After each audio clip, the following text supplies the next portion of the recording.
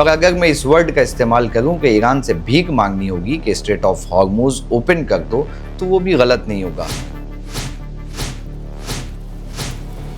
Straight of Hormuz का open होना कितना जरूरी है और अगर ये ओपन नहीं हुआ तो पूरी दुनिया पर क्या इंपैक्ट होने वाला है, आइए बताता हूं। अमेरिका और इजराइल की सबसे बड़ी गलती अब साबित होती नजर आ रही है। ईरान के साउथ पार्स गैस फील्ड पर अटैक किया गया है। ये दुनिया का सबसे बड़ा नेचुरल गैस फील्ड माना जाता है। इसको ईरान और कतर मिलकर ऑपरेट करते हैं।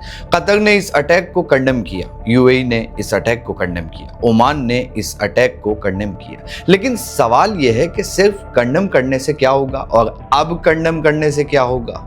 आपको पहले ही समझाया जा रहा था कि अमेरिका और इजराइल किसी के दोस्त नहीं है, वो सिर्फ अपना फायदा देखते हैं। ईरान के केस में आपने देखा होगा, उनके ऑफिसर्स को मारा गया, लीडर्स को टारगेट किया गया, उनके टॉप लीडर्स पर हमले हुए, उनके सुप्रीम लीडर को शहीद कर दिया गया, लेकिन वो वापस आते हैं, दे कम बैक। रीजन क्या है कि उनके पास प्लान बी रेडी रहता है। अगर प्लान ए खत्म होता है तो प्लान बी रेडी होता है, फिर वो प्लान बी पे काम करना शुरू कर देते हैं। इसी वजह से अब जो सिचुएशन बनी है वो सिर्फ मिलिट्री कॉन्फ्लिक्ट नहीं रही है, ये इकोनॉमिक अर्थक्वेक बनने वाला है, क्योंकि अब बैटलफील्ड बदल चुका है। अब ये जंग सिर्फ जमीन पर नहीं बल्कि ऑयल और गैस पर लड़ी जाएगी। भाई अमेरिका ने तो पहले ही चालाकी खेल दी थी। अमेरिका ने पहले ही अपना इंतजाम कर लिया था। वेनेजुएला जैसे देश पर हमला करके ऑयल रिसोर्सेज पर फोकस करके अपनी सप्लाई सिक्योर कर ली थी। यानी ईरान पर अटैक करने से पहले उसने ग्राउंड वर्क रेडी किया था। उसने वेनेजुएला पे अटैक किया ताकि ऑयल की कमी ना हो सके।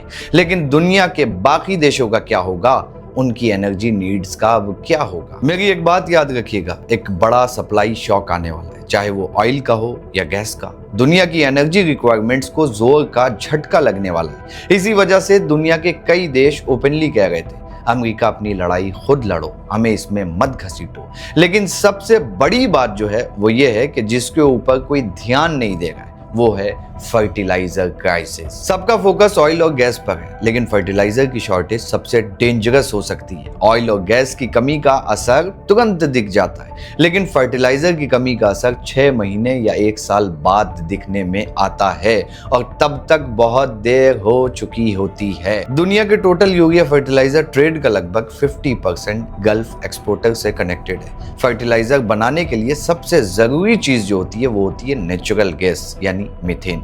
जब तक नेचुरल गैस नहीं होगी अमोनिया प्रोड्यूस नहीं होगा और बिना अमोनिया के फर्टिलाइजर बनाना इम्पॉसिबल है। और ये सारी सप्लाई जो आती है वो आती है स्ट्रेट ऑफ हॉर्मुज से होकर। अब दुनिया को समझ आ रहा है कि ईरान कितनी बड़ी पावर है, यानी हर चीज घूम फिर के आ गई है स्ट्रेट ऑफ हॉर्मुज पर। और स्ट्रेट ऑफ हॉर्मुज पर जिसका कब्जा है उसका नाम है ईरान। अगर ईरान की बात नहीं मानी गई और स्ट्रेट ऑफ हॉर्मुज बंद रहा तो पूरी दुनिया को इकोनॉमिक प्रेशर में ला सकता है। ये सिर्फ एक रीजनल इशू नहीं है, ये ग्लोबल क्राइसिस बनने वाला है। अब आपको बताता हूँ ग्राउंड रियलिटी। बांग्लादेश में 6 फर्टिलाइजर फैक्ट्रीज गैस की वजह से बंद हो चुकी हैं। इंडिया में फर्टिलाइजर कंपनीज सिर्फ 60% कैपेसिटी पर चल रही हैं। इंडिया ने ऑफिशियली चाइना से फर्टिलाइजर की रिक्वेस्ट की और चाइना जो फॉस्फेट बेस्ड फर्टिलाइजर का ग्लोबल लीडर है उसने अपनी डोमेस्टिक डिमांड सिक्योर करने के लिए एक्सपोर्ट बैन कर दिया है अगस्त तक। आज के टाइम पर लगभग 300 मिलियन लोग ऑलरेडी फूड शॉर्टेज का सामना कर रहे हैं।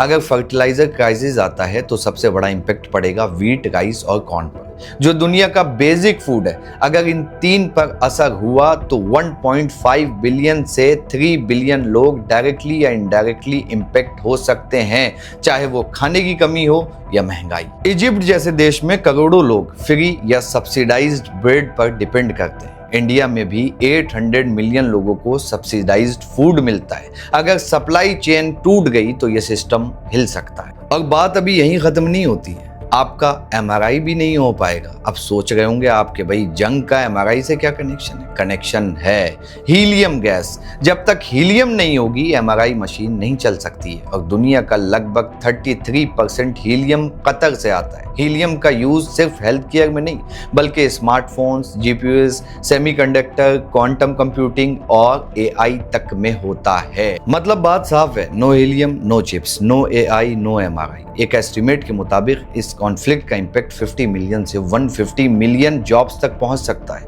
और अगर आप इसे ऑलरेडी चल रहे एआई डिस्क्रिप्शन के साथ जोड़ते हैं, जहां वर्ल्ड इकोनॉमिक फोरम के हिसाब से 83 मिलियन जॉब्स इम्पैक्ट होने वाले हैं नेक्स्ट ईयर तक, तो आप खुद समझ सकते हैं सिचुएशन कितनी सीरियस होने वाली है। तो समझने वाली बात यह है कि स्ट्रेट ऑफ हॉर्मुज सिर्फ एक वाटर रूट नहीं है, ये दुनिया की इकोनॉमिक लाइफलाइन है। अगर ये बंद होता है तो इसका इम्पैक्ट हर कंट्री, हर इंडस्ट्री और हर इंसान पर पड़ने वाला है। इसलिए अगर दुनिया को बचना है तो ईरान के आगे रिक्वेस्ट करनी होगी। और अगर मैं इस वर्ड का इस्तेमाल करूं कि ईरान से भीख मांगनी होगी कि स्ट्रेट ऑफ हॉर्मुज ओपन कर दो, तो वो भी गलत नहीं होगा, वरना एक रीजनल कॉन्फ्लिक्ट पूरी दुनिया के लिए क्राइसिस बन सकता है।